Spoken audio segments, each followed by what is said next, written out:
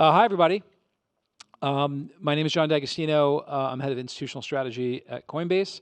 My background is mostly in the hedge fund space. I'm also on the board of directors of AMA, which is the largest industry group for hedge funds. I'll let my esteemed guests introduce themselves. Nicholas or Nick? What do you prefer? Nick is fine. Nick, okay. This does not. Is this working? A little closer. Get right up there. Yeah. Yeah. So Nick, I'm the president of Fortius. We are an asset management business focused entirely on crypto. We started this activity 5 years ago. From start, we did this in partnership with Schroders, the UK-based asset manager that took a minority stake in our business. And now we've been running, I guess, external capital within 3 investment solutions for 3 years. They go from directional exposure to liquid crypto in the one fund, long only, to market neutral hedge fund like exposure. So more of your typical arbitrage, market making type of strategies, looking to return kind of market neutral, high sharp returns. And we have a third solution which is providing the same type of return on top of Bitcoin. So that's what we run. All crypto, Nick? All crypto. So entirely dedicated to crypto, and we're today a team of roughly 30 people. I'm based in Switzerland, in Zurich, Switzerland, and the team is spread through, I guess, London, Switzerland, and the US.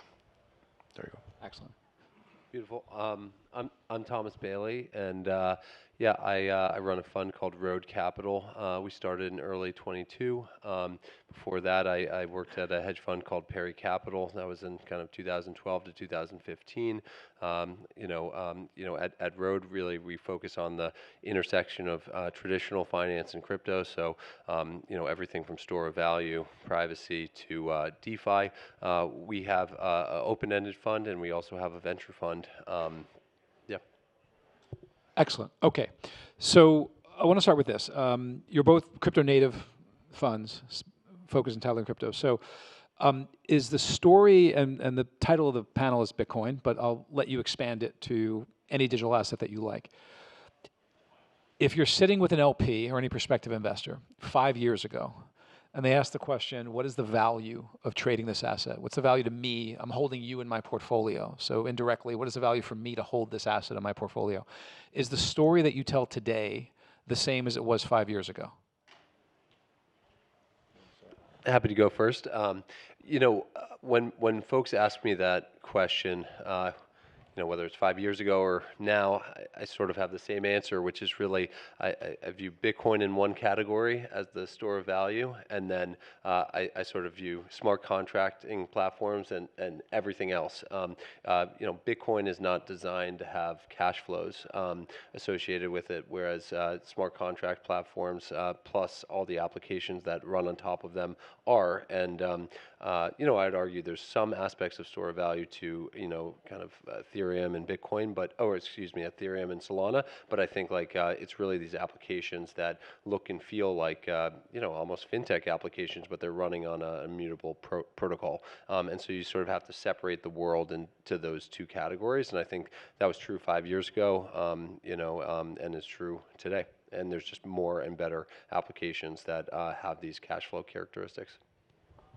Okay, Nick? Yeah, look, I would say the same. I think the answer is widely similar. I think the thesis for holding Bitcoin today is not all that different than it was from 5 years ago. Obviously, the flows have changed, and so when you're investing in an investment, you're looking at what are you buying fundamentally, but you're also trying to assess what are the flows into this new vehicle, and so that's evolved.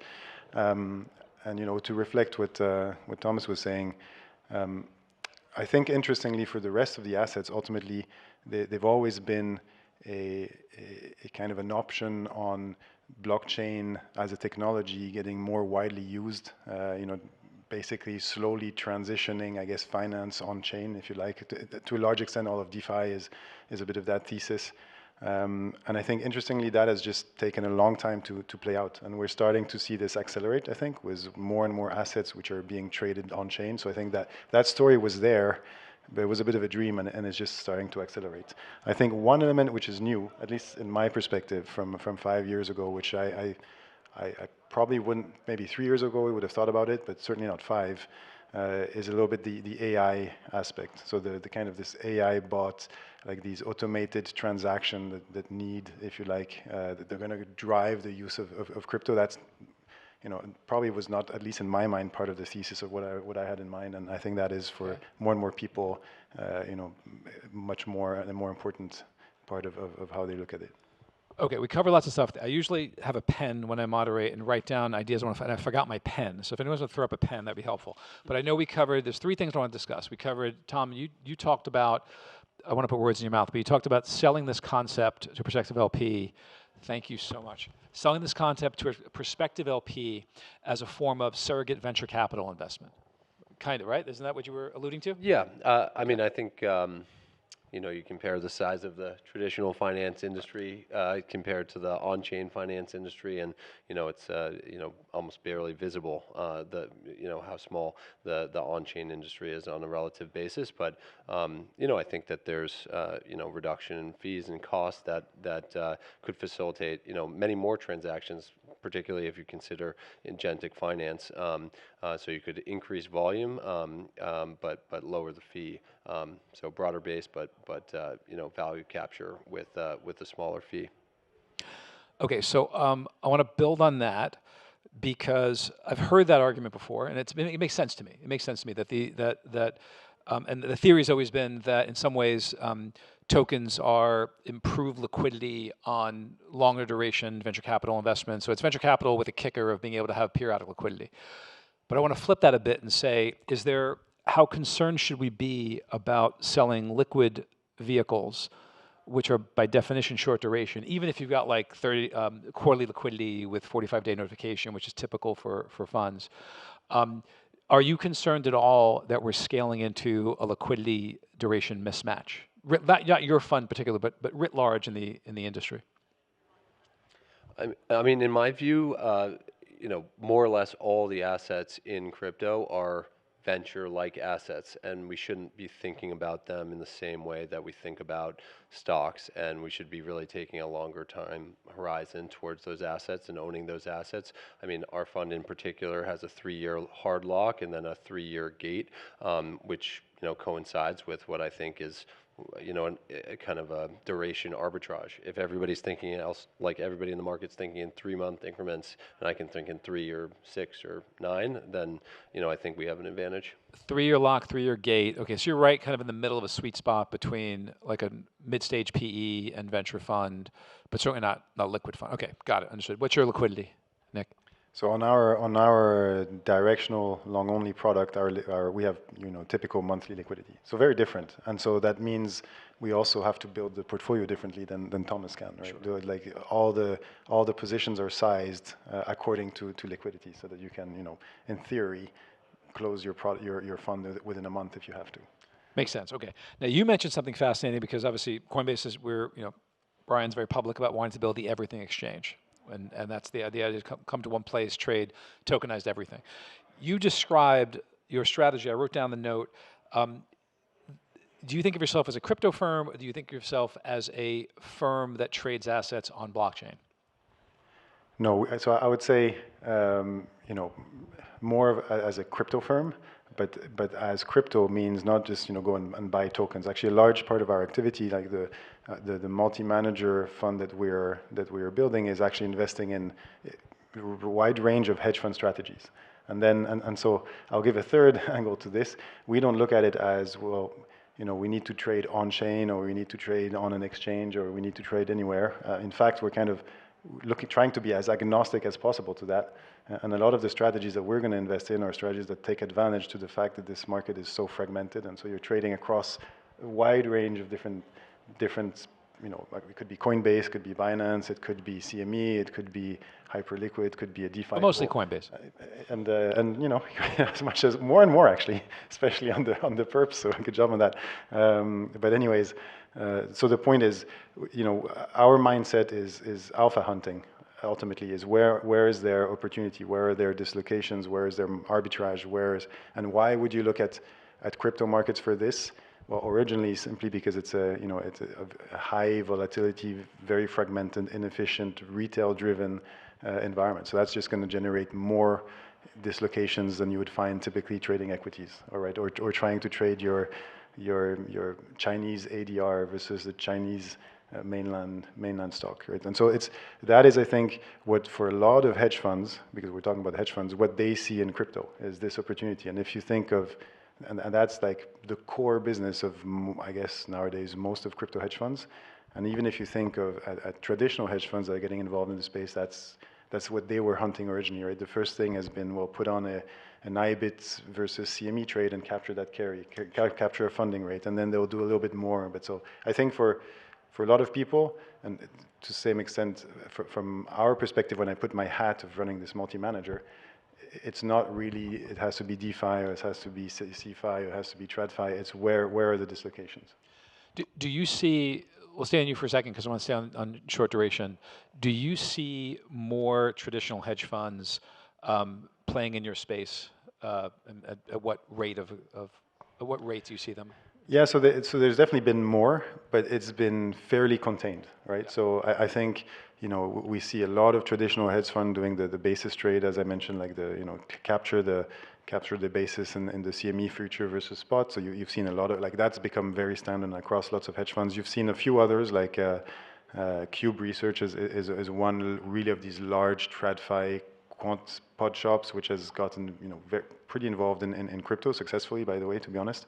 And so you've seen a few who have done strides. Now, I think what does that do in terms of, if you're a smaller player, it's tough. It creates competition, and it pushes the boundary always further, right? So these guys are going to start with very simple strategy, then they're going to go and trade in places where they feel comfortable, they're familiar, maybe on a Coinbase, potentially on the Binance, but it's going to take a while before they go on DeFi venues and so on. And so the opportunities gets, you have to get more and more sophisticated to go and attract attractive alpha, if you like. Yeah, the barriers to entry are falling for TradFi hedge funds. But one barrier that people kind of forget, and you know this because you manage funds, right now it's, look, problems you don't have anymore. If you're a traditional hedge fund, your administrator and auditor probably handle crypto. The onboarding process at a prime broker like Coinbase is fairly similar to what you would go through at Morgan Stanley or someplace else. But the problem people seem to ignore is that most hedge funds, all hedge funds, have an offering document which tells what you're allowed to invest in. So you can't just wake up one day and say, I raised money under an equity long short document and I'm now trading credit. That's no right. more than you can say crypto. So that's the hard part, right? In many cases, there's a minimus exemption of up to like 5%, but beyond that, you have to go to your investors and basically give them the right of redemption. So that's a intractable issue that will only be solved by either launching a new fund or carving out a side pocket. But Thomas, so back to longer duration. Harder or easier to source deal flow in a crypto winter? I think there's less deals and less hype and more repeat founders, but I think the deals are as high quality, if not higher quality. It's a little easier to separate. Cheaper? Pricing better? Cheaper, and just sort of easier to separate the wheat from the chaff. There's not sort of as many people pitching you, and the thing I really look for most is authenticity. How long has this person been working on this problem for? If you've been working at JP Morgan for 15 years on the bond desk, building a bond AMM for bonds is something that both appeals to you and you might know how to build. Whereas if you just kind of came up with the idea based on a conversation with somebody at this conference, your ability and authenticity to that idea is far less. And I find the most authentic people are sort of still building in bear markets, if you will. What's your tell to avoid a scam? What's your tell? What do you see when you're like, yep, no, not touching this person with a 20-foot pole? I think one of the first questions I ask is just, if they say they're building on Base, why are they building on Base and not on Solana? Why are they building on Hyperliquid and not Base? And that logic, if you sort of, what is Base particularly good at versus Hyperliquid versus Solana? That tells you a lot about how deeply they thought about the problem they're trying to solve. And I feel like sort of going through those first principle thinkings about where they decide to build is a really good tell for how authentic, how real, how much time the entrepreneur has spent on the idea. Nick, how about you? What's your go-to thing? Is there anything that people say or reference or position they hold where you just say, this doesn't work for me? We don't look at VC investments, all right? So we come at a little bit now. If I put my hat of running or a long only fund, we invest in liquid tokens once they're already liquid and listed, right? So we come a little bit later, but I think lots of the questions are going to be similar. Obviously, we have the benefit to have seen like a project evolve a little bit more. Like typically, it's already up and running. It already has TVL. It has some metrics, and at that point, the two main things is essentially on our end are always going to be: does this idea generate in one way or another revenue? Does it actually make sense? Is there like a demand for this that's going to generate revenue? That's going to be number one. Number two is, if I own the token, does part of this revenue get back to me in one way or another? That's always going to be a number two. And then number three is oftentimes a consequence of what happened in the earlier rounds with you guys is like, who owns this stuff? Is it a bunch of VC funds who are going to dump everything, the day this gets listed, or very early, and they're all going to unlock at some point, and they all like are 100x on their initial investment, and you know what's going to happen when that's the case. And so like typically is like what happened at the stage where Thomas got involved, and what does that mean for the liquidity of the project? So it's a little bit a different set of considerations, I guess, just simply because we get involved later. Those are very sophisticated answers. Mine's a lot simpler. If you're a 40-year-old man wearing head-to-toe Gucci, I absolutely have nothing. I can't work with you. That's it. Especially if you have that hat on too. Like just if you're branded in one thing and you're over 40, that's it. You're done. I find it very easy to find scams. I think it's like a snake hitting a red rattle in front of you. That's a tough crowd. You guys, that was gold. Like seriously, not one chuckle. Like that was. Is there someone wearing head-to-toe Gucci and it's awkward now? Is that what it is? Okay. Jesus. All right. Somebody from DAS has to tell me what time it is because there's no clock. So I'll just keep going. Wait, who's going to signal me? Let me know when I'm done. Just somebody scream, we're done. Okay. You got it? Thank you, sir. Okay. I think the Italian guy who was going to join us was probably wearing Gucci. See, that's why I'm very offended by that. He didn't show up. Extremely offended by that. But you're probably right. Okay. So let's talk. I want to talk perps and derivatives for a bit. Is that relevant for both of you? Could we talk derivatives? Sure. Okay, because obviously we have hyperliquid growing at a rapid pace. We've got the perps market growing. Prediction markets to some degree are just a simple form of zero-day option. So let's just start with you. So where do you see that going? Is that helpful to you on the liquid side? Are you using derivatives in any way that you weren't before? What do you think broadly about that? On the liquid side, like on the kind of market neutral strategies, like I would say 90% of what we do is derivatives. So it's extremely relevant. What is very exciting about what we're seeing right now in the market is just it really started with hyperliquid, but this is popping up a little bit everywhere. Is perps on non-crypto assets, if you like. So like these perps which are traded on chain or on crypto venues, that reflect the price of oil or of it could be oil, could be gold, could be S&P 500 or what else. I think this is a very interesting trend because it's basically bringing another asset 24/7 to a new crowd because the people who are trading on hyperliquid are typically not the same people who are necessarily trading on CME, and I think that creates, like, from our perspective, plenty of new opportunity sets, right? Because suddenly you're trading on a DeFi venue, a perp for gold, when you could go and trade it on CME as well. And so that creates more dislocation. So it's pushing the boundaries of, like, looking at it from a hedge fund perspective, crypto was always attractive because it was very, number one, fragmented and decentralized. And now you're kind of bringing huge other assets, non-crypto assets, on these venues, in these instruments. And I think that's starting to create a lot of opportunity set. Tom, do you think everything Nick just said is code for I'm excited because dumb money is flowing into markets that I understand? Is that what gets people excited? We have new overnight pools, liquidity, new customers. In my mind, just my background, I think if you're Jump or Jane Street or Virtu, these guys, you're just salivating because that's code for I've got a lot of dumb money flowing into this market. We don't really trade the I'll let same you answer. market. I'll let you answer for yourself. I'm just curious what Tom thinks. We don't really trade the market, so I don't sort of think about it in that context. But he might. I mean, I do. We did speak outside about just sort of right now. Both of us sort of agreed that it's kind of the high times for institutional adoption, but the lowest I've ever seen retail adoption and just retail use in crypto generally. Even in 2015, it was really only retail at that point, but but people were still pretty rabid about their interest in crypto, and I would say right now it's sort of at a very low point there. Are you investing in companies that look to change that? I'm sorry to interrupt. Finish your first thought, but I want to know: are you investing in companies that are looking to change that, and if so, how? So, well, maybe just I'll answer that Please, question please. through just this discussion of perps. I guess the way I view perps, and and particularly sort of how we bring real world assets onto crypto, and I think that I sort of view stablecoins as the first real world assets. And if you look back in 2018, there were only $40 million worth of stablecoins printed at all, and there were there was a lot of devils in the details that need to be worked out, integrations and on ramps and off ramps that enabled us to go from $40 million worth of stablecoins in 2018 to over 300 billion today. I sort of think we're sort of at that same very early stage of bringing other real world assets on chain as well. For instance, equities don't trade 24/7, 365.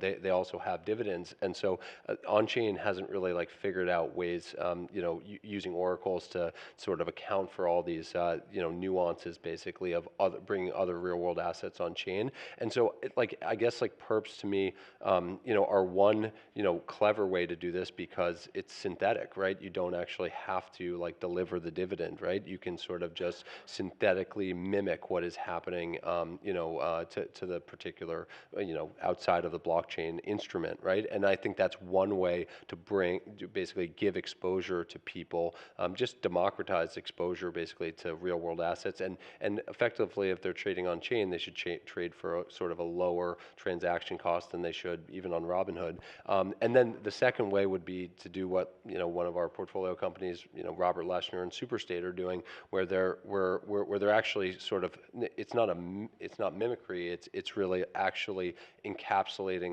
the stock ownership at the same time as they do it on chain, and they're not sort of two divorced instruments, or they're not synthetic, they're actually just one and the same. And so anyways, that's kind of how I think about conceptualizing it, and I think it's part of the figuring out the devil in the details, which will allow this enormous sort of unlock of bringing real world assets on chain, and this is what we saw play out with stablecoins, and I think that will play out with basically perps and some. It's funny. I was wrong on this. So a couple of years ago, I would get approached all the time about these tokenization projects, and my thinking was always, maybe this is my TradFi mind, I was always like, why are you tokenizing crude oil? It trades like water. It works fine. Futures work fine. There's implicit leverage.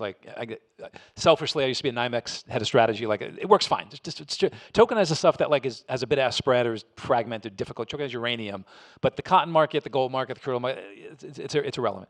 I've come around to the fact that particularly if you start getting right cross-margin financing by having all those on the same chain, that's a huge unlock. So I'm in agreement. I was surprised that the first big tokenized perp market trade after hours was oil, crude oil, but it had the catalyst of Iran, which I think was important.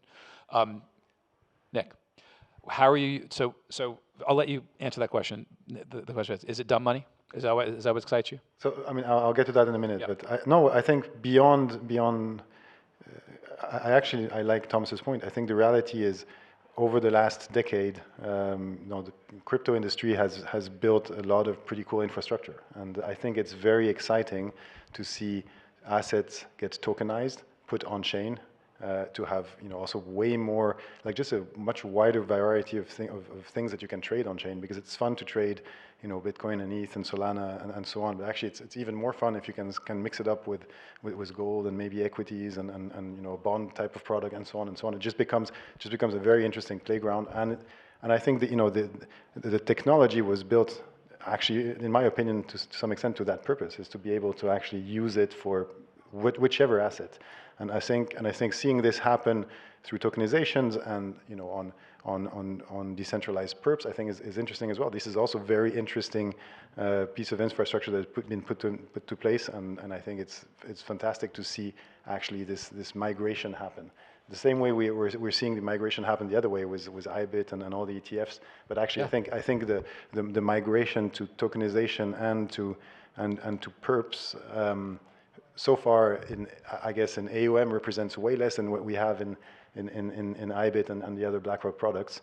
However, it's much more vibrant. You see the speed at which these things come up. Like as soon as there's an Iran war, like the war in Iran, people realize, oh, you know, they want to trade oil. Here you go. The next day you have an oil perp, and you have this, you have this, you know, kind of this very open-minded, much faster, much more innovative process in the crypto industry. And I think that's pretty exciting to see. I mean, my unpopular opinion is that the acceptance of tokenization and public blockchain infrastructure as having a resiliency level high enough to meet the standards of, say, a NYC or a NASDAQ is in large part due to meme coins.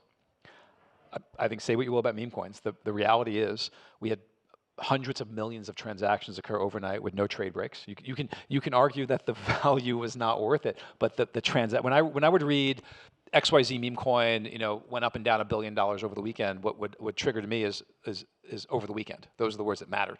And so we had maybe not for the most substantive reason, we had hundreds of millions of tests of transaction resiliency, which is what you need if you're going to displace a pretty important capital markets infrastructure. So I give credit. It's like you know, the early YouTube was proven by cat videos. The resiliency of the infrastructure was proven by cat videos. I think the infrastructure was proven by meme coins. Yeah, and so look, because I didn't really answer your question, but so you know, there was obviously dumb money in meme coins back then, and for sure there is also like dumb money in you know, and some of the trades that are happening now. But I think it's beyond that. Is like what is really the source of the opportunity if you're chasing alpha and like arbitrage and so on is not dumb versus smart money, but it is you know, different venues with typically different participants playing. So you know, if on oil, if you're trading on CME, you have basically the big oil companies that are hedging themselves, and they have a way of doing it, and they don't do 24/7. They do like, you know, 8 hours per day and 5 days per week. And then on another completely different venue, you have a completely different set of people who are doing very different things than hedging their own oil, and so that just creates very different users with different use cases trading the same instrument. And if you're the guy in the middle, naturally there's a way to benefit, right? Tom? And I guess maybe like to connect the points a little bit, you know, I do agree with in some ways that the meme coin sort of proved the flow over the weekend, but I think sort of what we've seen recently with Hyperliquid and the trading on the weekends, you know, has caught the attention of sort of traditional big money firms on Wall Street, which to me, you know, if I were trading oil, you know, it would be nice to have some indicator of where that's going to open up on, you know, Monday morning, right? And if there's the most volume basically on that instrument over the weekend on something like Hyperliquid or Base or whatever, then that's going to be, you know, eyes are going to flow there, and then people are also going to want to trade there. And I think that's kind of what's occurred over the last, you know, month and a half. Yeah, liquidity is a funky thing. When we were building contracts at the NYMEX, we'd build a new like penultimate swap on some derivative of jet fuel or bunker fuel, and like you would just kind of throw it on the screen, and 99% of them failed. And then every once in a while, one would kind of catch on, and you would kind of wonder why. You call people, why are you trading this? It was, oh, there's some like idiosyncrasy in the market now that makes it make sense. And then the hedgers would notice one day, oh, I can get off 10,000 lots. Oh, I can use that. And then the specs jump on back of the hedge, and then suddenly you have a liquid market, and then it just becomes self-fulfilling. And we always would congratulate, we'd pat ourselves in the back and say, oh, we're so brilliant in designing these contracts. The reality was just, it was dumb luck to some degree. Liquidity begets liquidity. How it starts, I mean, very famously, ICE was started by Jeff Sprecher, a phenomenal competitor to me back in the day when we were trying to beat him, and he beat us, beat our pants off. You know, he in the beginning, he sold a part of the business to Goldman, Morgan Stanley, and others, and they just kind of traded with each other, and that just created a pool of liquidity that grew and grew and grew. So it's hard to figure out how it starts, but once it's there, it's incredibly competitive moat. Okay, we have about 10 minutes left. I want to cover two topics. I want to start with AI. So I'll start, Nick, I'll start with you. Scale of 1 to 5, 1 being meh, 5 being fundamental game changer for my business. In the next 5 years, not the impact on society, not the impact on markets, the impact to your business, running a fund that you run. What is the impact? 1 to 5, 5 nothing, 1 nothing, 5 massively impactful over the next 5 years. for you? I mean, look, I think anybody who's trying to do 5 years prediction on AI is 3 years. 3 years. 3 years. I think it's moving at such a pace that, but like, yeah, in 3 years, look, hedge funds, if anything, have been using AI for quite some time, right? If you go back to AI and machine learning and automated and quantitative trading, a lot of what we do is already, if you'd like, AI prone, right? So I think that has been an evolution. You know, it might accelerate, but that is something that is, you know, ongoing. And from that perspective, disruption level, I don't know, a 2 or a 3, like not crazy. Now, the angle which is interesting is, and I honestly don't have the answer to that, is if an increasingly large number of transactions of trade, if people trading ultimately their markets are not people themselves anymore, but they're bots because they delegate their asset management to an AI bot, and how that thing is going to behave, I think, you know, and what are the implications going to be on for a manager or a hedge fund guy who's trying to capture arbitrage and so on? Honestly, I don't know. I mean, this could be pretty high, because this fundamentally, if people are not trading their own money anymore, but they delegate the management of their own money to their bots, these bots are going to be way more sophisticated, way less emotional, you know, less sentiment driven. But maybe predictable. Maybe as predictable. a group, right? I mean, it feels like very similar to investing in an asset class that starts to get taken over by passive investing or long beta plays, right? Like it's. I feel like. It's do you hard think to it's tell all negative, because retail is also in a way predictable. Like all this like sentiment-driven momentum, people are chasing, you know, like chasing an asset that has momentum. That is a very, I mean, there's been books and books written about, you know, how you know the what is it, the psychology of traders and how retail trades, and there's a lot of that captured like in markets which are being captured by different hedge funds. I think if that completely shifts to bots, honestly. That could change quite a bit, to be honest. Okay. Thomas, how does it affect your world? I would just say, you know, I think if you were to ask an AI what type of currency they want to use to transact with other bots or other people or entities, I think they would say crypto. You know, something that's 24/7, 365, global, near instant settlement, you know, 4 basis points, 3 basis points, 1 basis point basically to transact. I think an AI is going to want to use crypto. So that's like point one. I think to me, the sort of second order thing that I'm thinking about a lot right now is just, you know, if bots are interacting and paying each other like on a contract basis or something like that, how do you, like, you know, if I were in, I don't know, if I were somewhere in the world and I was nefarious, I could spin up 1,000 bots at once, right? And then, you know, kind of start performing a little bit of a contract or something like that and get paid, and then just escape before completing the full contract. And so I actually think we're going to need some form of identity or staking or collateral basically for these AI bots. And so sort of a new framework for thinking about, you know, how they interact with each other and how they, you know, build up a reputation. Is it going to be like a page rank, or is it going to be some sort of collateral system, sort of like a perp or something like that, that if you don't fulfill parts of the contract that, you know, there's some slashing that goes on, or there's some form of arbitration that's going to go on between the bots. I think that's sort of like, I think AIs are going to use crypto. I'm sort of not, I think that the sort of KYC sort of relational aspect between bots needs to be figured out. Okay. Got about 3 minutes left or so. I want to end with both of you, if I did my research properly, I hope I did, you both studied under iconic investors, right? Druckenmiller? Stan? No, Perry Capital? Yeah, Perry Capital, and then Stan. Nick, you didn't work under Stan? I did not know. I work at JP Morgan in a prop shop. I mean, it was pretty cool people working there. Jamie Dimon. Nobody quite as famous. Jamie Dimon, yes. So, Apollo, I thought you worked under Stan, but okay, but Jamie Dimon and Perry, and you had mentioned Perry was not a big fan of crypto, right? Yeah, it's just not sort of his business. I think he would rather bet on things that he knows 95% of what's. We know how Jamie Dimon feels. We know about Jamie Dimon. And I'll throw in Stan Druckenmiller, who's an icon of mine. I didn't work under, got to meet him a couple of times.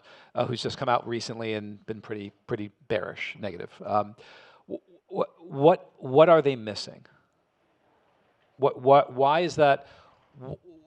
Because it's not, they're not alone, right? There's this kind of 65 to 75-year-old, and then don't just say age, that's easy, right? These are brilliant men. Like why have, and not all of them, I work with Wilbur Ross, I'm a sit on the board with Wilbur Ross, who has gotten the Bitcoin bug, but why are we having trouble convincing some of these iconic investors that this asset class has credibility?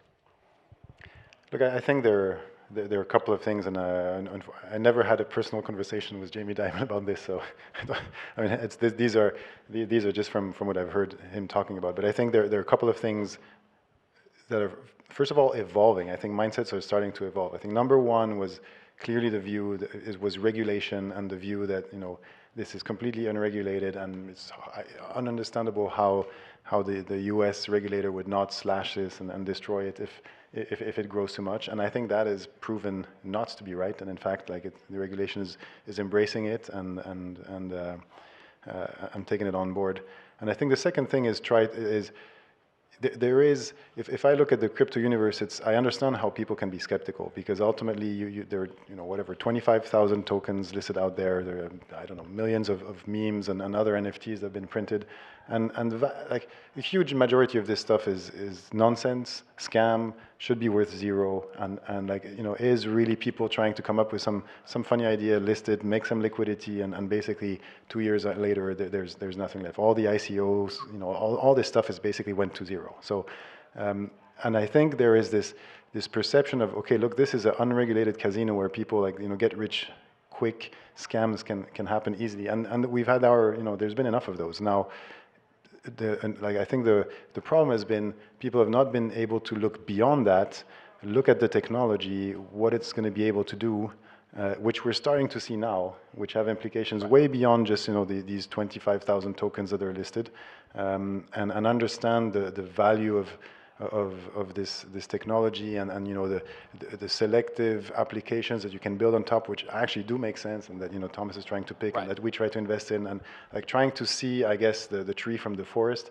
I think has been a difficult thing. In fairness, we don't just, those things don't just exist. Sometimes, not I'll give Jason credit, not here, but sometimes we push them up on a pedestal, right? It's not just that those scams exist. I do think our industry has taken some blame of extolling them when we should be shunning them. Thomas, what would you say if Perry was here, sitting with you? What would you say to him? I'll be quick on this. I would just encapsulate it in the phrase that most investors in the world, good and great, would like a claim on cash flows. And before we had Ethereum and before we had these great applications, Bitcoin is not a cash flow machine, right? It's like gold, and not everybody in the world likes gold, so not everybody in the world is going to like Bitcoin. So point one. And then point two, I guess, is I would say it's only more until recently that we've sort of had some of these DeFi protocols be able to demonstrate that they can actually produce cash flows, and then the claim element is actually the legality of your ability to actually capture that value as a token holder, and we haven't had that for the 10 years that application tokens have existed, right? And so I think a claim on cash flow is what would cause them to change their mind. Excellent. You've been great sports. Thank you so much. Thank you, everyone. Enjoy the rest of the show. Thank you.